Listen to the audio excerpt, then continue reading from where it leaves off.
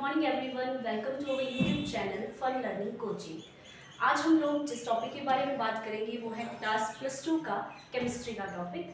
और क्लास +2 के second term से हम लोग स्टार्ट करेंगे, जिसका फर्स्ट चैप्टर हमारे पास है इलेक्ट्रोकेमिस्ट्री। तो सबसे पहले हम लोग इलेक्ट्रोकेमिस्ट्री के बारे में ही स्टडी करेंगे। So let's get started. तो सबसे पहले हमें ये पता होना चाहिए कि व्हाट इज इलेक्ट्रोकेमिस्ट्री। तो इलेक्ट्रोकेमिस्ट्री केमिस्ट्री की एक ऐसी ब्रांच है जिसमें हम लोग स्टडी करेंगे मूवमेंट ऑफ इलेक्ट्रॉन्स। जैसे मैंने बोला कि हम लोग मूवमेंट ऑफ इलेक्ट्रॉन्स की बात करेंगे, ये मूव कर रहा है इलेक्ट्रॉन, इसकी बात करेंगे हम लोग रिडॉक्स रिएक्शंस में। रिडॉक्स रिएक्शंस मतलब जिसमें रिडक्शन भी हो रही है और ऑक्सीडेशन भी हो रही है, हम लोग उसकी स्टडी करेंगे इलेक्ट्रोकेमिस्ट्री में। तो इसका सबसे पहला जो हमारा टॉपिक रहेगा जो इम्पोर्टेंट है, और वो है हमारे पास इलेक्ट्रोकेमिकल सेल। तो हम लोग इलेक्ट्रोकेमिकल सेल ही सबसे पहले स्टडी करेंगे। सो यहाँ पे लिख देती हूँ मैं इलेक्ट्रोकेमिकल सेल। इलेक्ट्रोकेमिकल सेल, देखो नाम से ही इसका हम लोग पता लगा सकते हैं कि इलेक्ट्रोकेमिकल सेल क्या होता है। इलेक्ट्रो एंड केमिकल मतलब दोनों, इसमें इलेक्ट्रिसिटी की बात हो रही है, electro and chemicals means chemistry. तो हम ये बोल सकते हैं कि इसमें क्या हो रही है, दोनों चीज़ों की क्या हो रही है, बात हो रही है, जिसमें इलेक्ट्रिसिटी और केमिकल दोनों की बात होगी। तो इसको हम लोग रिलेट किस तरीके से कर पाएंगे, ये हम लोग देखते हैं। तो सबसे पहले हम लोग ये बोल सकते हैं कि जो इलेक्ट्रिक एनर्जी है उसको कन्वर्ट करेंगे हम केमिकल एनर्जी में। तो जो हमारे पास जो इलेक्ट्रोकेमिकल सेल बना, ये सेल होता है जो इलेक्ट्रिकल एनर्जी को हमारी केमिकल एनर्जी में कन्वर्ट करता है, सिंपल। और यही सेल जो होता है दो टाइप का होता है। एक सेल ऐसा होता है जो इलेक्ट्रिकल एनर्जी को केमिकल एनर्जी में चेंज करता है, और सेकेंडली एक ऐसा सेल होता है जो केमिकल एनर्जी को इलेक्ट्रिकल एनर्जी में चेंज करेगा। दोनों सेम चीज है, और ये दोनों जो होते हैं इलेक्ट्रोकेमिकल सेल कहलाते हैं। और ये जो टाइप्स हैं इनका नाम है, इस वाले को बोलेंगे हम, जो केमिकल एनर्जी को इलेक्ट्रिकल एनर्जी में कन्वर्ट करता है, इसको हम लोग बोलेंगे गैल्वेनिक सेल। Galvanic cell. और जो इलेक्ट्रिकल एनर्जी को केमिकल एनर्जी में चेंज करता है उसको बोलेंगे इलेक्ट्रोलाइटिक सेल। Electrolytic cell. तो अगर हमसे पूछा जाए कि इलेक्ट्रोलाइटिक सेल क्या होता है, तो हम लोग क्या बोलेंगे, जो इलेक्ट्रिकल एनर्जी को किस में कन्वर्ट करता है, केमिकल एनर्जी में कन्वर्ट करता है। और जहाँ पे हम दूसरी साइड में बात करेंगे गैल्वेनिक सेल की, तो गैल्वेनिक सेल क्या होता है, जो केमिकल एनर्जी को इलेक्ट्रिकल एनर्जी में चेंज करता है। तो अब हम लोग इसके एग्जाम्पल कुछ देखेंगे। जो सेल्स होते हैं हमारे कहाँ पे यूज होते हैं, बैटरीज में यूज होते हैं, है ना। और जैसे हम लोग बात कर सकते हैं नॉर्मल घर में यूज होते हैं, हमारे रिमोट्स यूज होते हैं, टीवी रिमोट्स यूज हो रहे हैं, उसमें हमारे गैल्वेनिक सेल्स यूज होते हैं। तो अब हमारा नेक्स्ट जो टॉपिक रहेगा वो रहेगा हमारा गैल्वेनिक सेल। उससे पहले हम लोग ये देख लेंगे जो जो इलेक्ट्रोकेमिकल सेल है उसमें होता क्या क्या है, कंपोनेंट्स क्या क्या इसके रहते हैं हमारे पास। तो इसके जो कंपोनेंट्स रहेंगे उसको हम वन बाय वन जो है डिस्कस करेंगे। तो सबसे पहला जो कंपोनेंट इसका रहता है वो हम लोग मान लेते हैं कि इलेक्ट्रोलाइट रहता है। क्यों? क्योंकि इसमें इलेक्ट्रिसिटी भी यूज होगी, दूसरा हमारा केमिकल भी यूज होगा। तो हम लोग सेकंड कंपोनेंट इसका क्या कर सकते हैं, केमिकल यूज ले लेते हैं। दो कंपोनेंट ये होंगे। तीसरा कंपोनेंट है हमारे पास साल्ट ब्रिज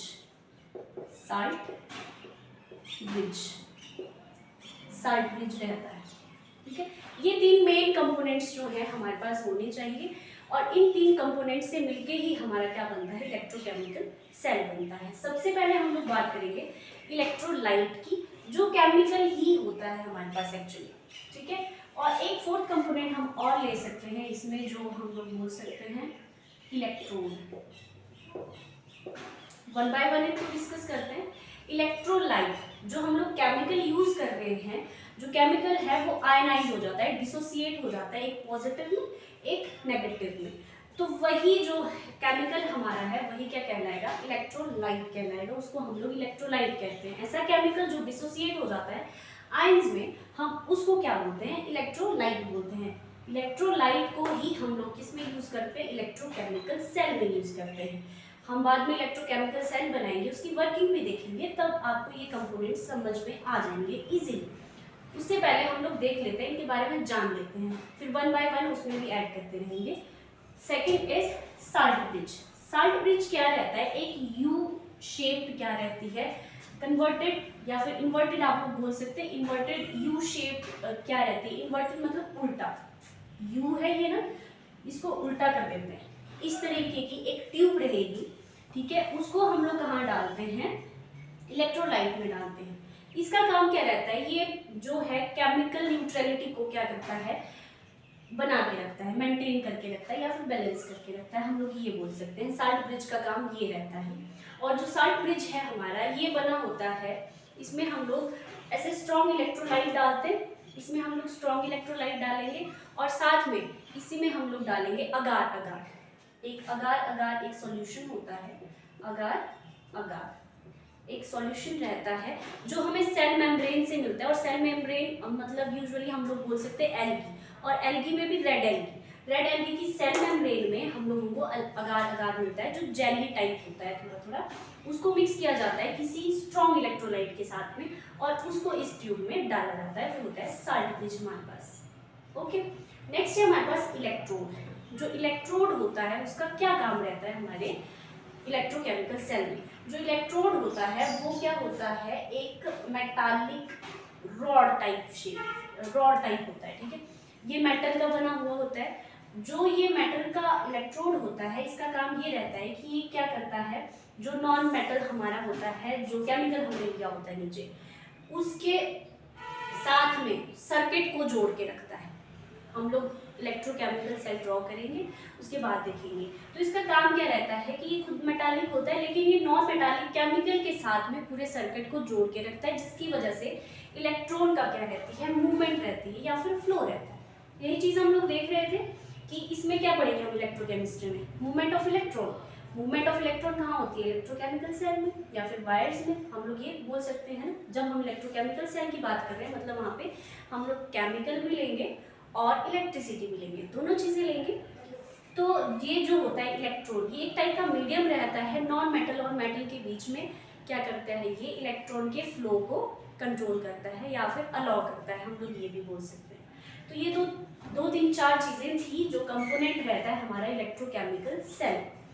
अब हम लोग सिंपली एक इलेक्ट्रोकेमिकल सेल को ड्रॉ करते हैं, जिसमें हम लोग वन बाय वन इन जो कंपोनेंट हैं उनको देखेंगे कि किस तरीके से क्या होता है। जिसमें हम लोग दो सॉल्यूशन लेंगे, दो बीकर ले लेंगे और उसमें दो सॉल्यूशंस ले लेंगे।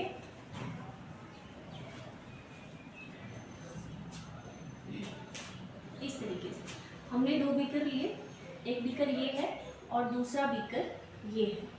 मान लीजिए हमने इसमें जो दो सॉल्यूशन लिए हैं वो कौन कौन से हैं। यहाँ पे हमने मान लीजिए हमने लिया यहाँ पे सॉल्यूशन जो है जिंक सल्फेट सॉल्यूशन लिया, और दूसरी ओर हमने क्या लिया यहाँ पे कॉपर सल्फेट सॉल्यूशन लिया। सॉल्यूशन ऐसे लेने हैं जो एक दूसरे से रिएक्ट कर सकते हैं, ठीक है। इस तरीके के हमने क्या लेने हैं, सॉल्यूशंस लेने हैं, ये ले लिया। उसके बाद हम लोग वन बाय वन अब देखेंगे जो कंपोनेंट्स हमने देखे है ना। ये जो जिंक सल्फेट है और कॉपर सल्फेट है, यही तो वो इलेक्ट्रोलाइट्स हैं जो केमिकल यूज हम लोग इसमें बोल सकते हैं, जो हमने केमिकल इसमें डालना है। ये केमिकल जो है हमने इस बीकर में लिया था, ये है केमिकल यूज, और इन्हीं को हम लोग बोल सकते हैं क्या, इलेक्ट्रोलाइट्स। उसके बाद हम लोग इसमें क्या डालते हैं, इलेक्ट्रोड्स। मान लीजिए यहाँ पे हमने इलेक्ट्रोड डाला है, एक इलेक्ट्रोड इधर है ना, और एक इलेक्ट्रोड हमने इस वाले सॉल्यूशन में ऐड कर दिया है। सॉल्यूशन को थोड़ा ज़्यादा बनाना है, इस वाले सॉल्यूशन में ऐड कर दिया हमने। ये जो इलेक्ट्रोड है ये जिंक का बना हुआ है, जिंक मेटल का बना हुआ है, और ये जो इलेक्ट्रोड है ये कॉपर मेटल का बना हुआ है, ये हम लोग कंसीडर करते हैं, ठीक है। और ये जो इलेक्ट्रोड्स हैं, अब हमने सर्किट देखो, इलेक्ट्रॉन्स कैसे फ्लो करेंगे। अगर किसी भी सर्किट में इलेक्ट्रॉन्स तभी फ्लो कर सकते हैं अगर वो क्लोज्ड है। तो इन दोनों को हमने क्या करना है, एक सर्किट में क्लोज कर देना है। किस तरीके से करेंगे, इसको जोड़ देंगे हम लोग एक गैल्वेनोमीटर से। गैल्वेनोमीटर एक ऐसी डिवाइस होती है जिसके द्वारा हम लोग जो है डिटेक्ट कर सकते हैं इलेक्ट्रॉन्स की मूवमेंट को। ठीक है, तो ये है, अगर ये डिफ्लेक्शन शो करता है, मान लीजिए इस टाइम पे इसने कोई डिफ्लेक्शन शो नहीं की है, तो इस तरीके से होगा। जब ये डिफ्लेक्शन शो करेगा, मान लीजिए यहाँ से अगर इस तरफ को जा रहा है कोई भी इलेक्ट्रॉन, तो ये क्या हो जाएगा, डिफ्लेक्ट होकर इस तरफ को अपनी की को इस तरफ को कर देगा। ठीक है, तो ये है हमारे पास गैल्वेनोमीटर, और गैल्वेनोमीटर से इन दोनों को हमने क्या करना है, कनेक्ट कर देना। तो ये हो गया एक क्लोज्ड सर्किट। ओके, उसके बाद एक और कंपोनेंट हमने देखा था उसमें, साल्ट ब्रिज। तो साल्ट ब्रिज कहाँ पे हम लोग लगाएंगे, जो साल्ट ब्रिज है वो हमारा बनाता है इंटरनल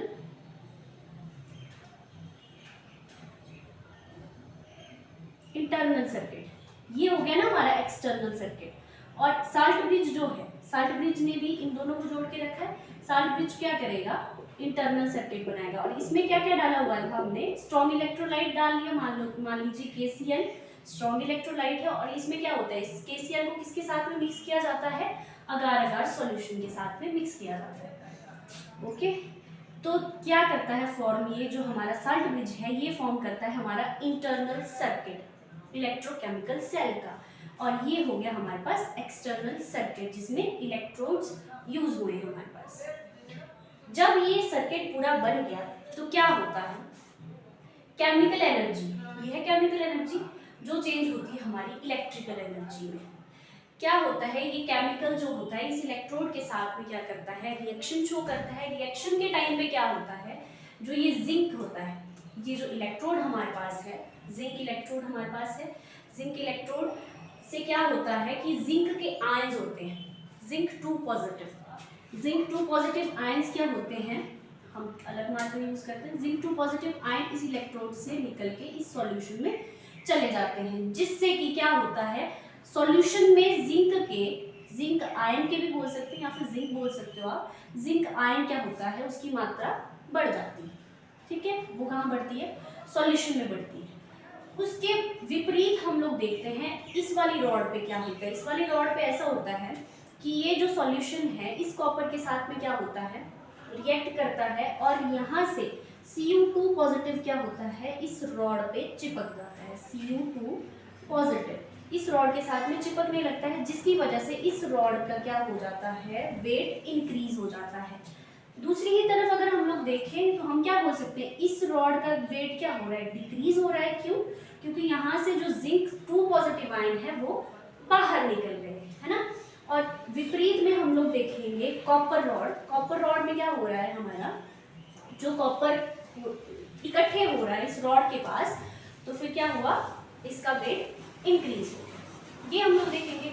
अब इसी इंक्रीज और डिक्रीज, या फिर हम लोग बोल सकते हैं कि जिंक जो हमारे पास 2 पॉजिटिव आयंस यहाँ पे निकले और वहाँ पे क्या हुए, गेन किए। यहाँ पे क्या हुआ, लूज, यहाँ पे क्या हुआ, गेन। हम लोग ये बात कर सकते हैं कि यहाँ पे क्या होगा, जहाँ पे लूज होता है उसको हम लोग बोल सकते हैं ये है रिडक्शन, और जहाँ पे गेन हुआ उसको बोलेंगे ऑक्सीडेशन। अब दिखती बात है, जहाँ पे पॉजिटिव आयंस गेन हो रहे हैं तो वो रॉड खुद क्या होगी, नेगेटिव होगी। तो हम इसको क्या कर सकते हैं, एनोड मान सकते हैं, और ये क्या होगी, खुद पॉजिटिव होगी, तो हम इसको क्या मान सकते हैं, कैथोड मान सकते हैं। अब हम लोग देख सकते हैं कि जो इलेक्ट्रॉन्स का फ्लो रहेगा वो किस तरफ को रहेगा, इलेक्ट्रॉन्स यहाँ से पॉजिटिव से नेगेटिव की तरफ जाएंगे, क्योंकि इलेक्ट्रॉन्स क्या होते हैं, खुद नेगेटिव होते हैं, इसलिए वो पॉजिटिव से नेगेटिव की तरफ जाएंगे। और हम लोग देख सकते हैं कि जो गैल्वेनोमीटर जो हमारा होगा वो डिफ्लेक्शन शो करेगा इस तरफ को। क्यों, क्योंकि गैल्वेनोमीटर क्या बताएगा आपको, इलेक्ट्रॉन की मूवमेंट बताएगा। ठीक है, तो ये गैल्वेनोमीटर का काम यहाँ पे हो गया। तो हमने देख लिए, ये है हमारे पास पूरा इलेक्ट्रोकेमिकल सेल, और इसमें जो कंपोनेंट्स हमने डाले हुए थे हमने उसका क्या कर लिया, यूज देख लिया। तो आज इस टॉपिक को हम लोग यहीं पे क्लोज करते हैं। Thank you so much.